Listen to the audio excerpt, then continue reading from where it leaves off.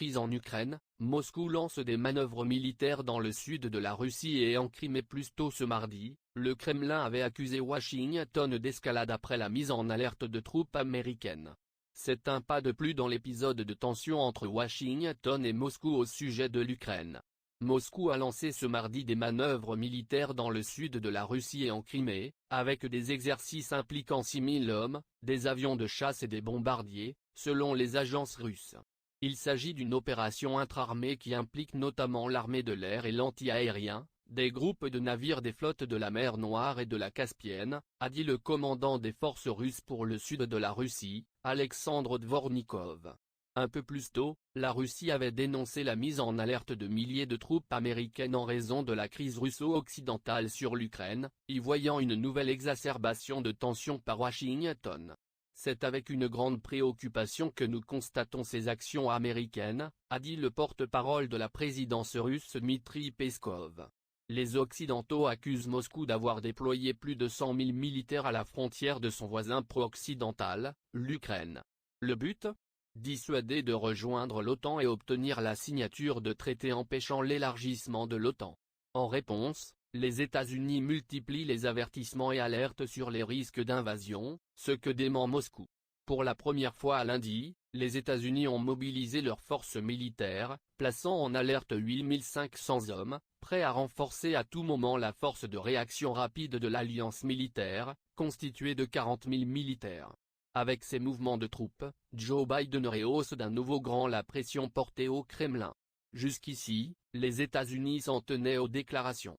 Ce lundi il promettait des conséquences très lourdes en cas d'agression de Moscou contre l'Ukraine.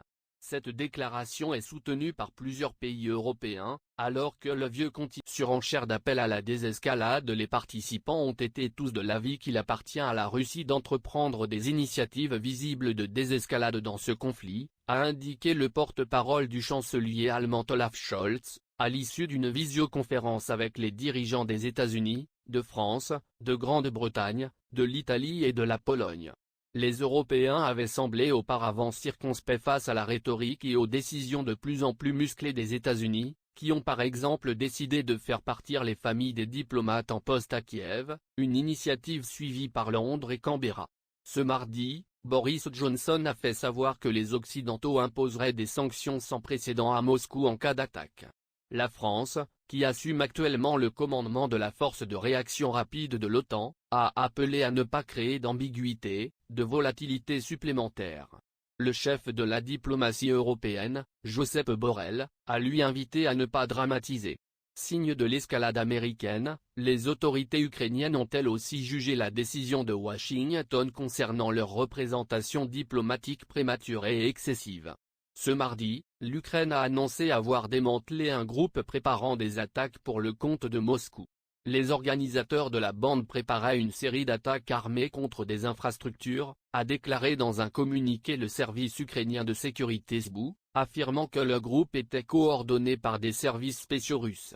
Parallèlement à cette montée en pression, les Occidentaux continuent malgré tout à explorer la voie diplomatique. Selon une source européenne, une nouvelle réunion serait ainsi prévue entre le secrétaire d'État Antony Blinken et son homologue russe Sergueï Lavrov.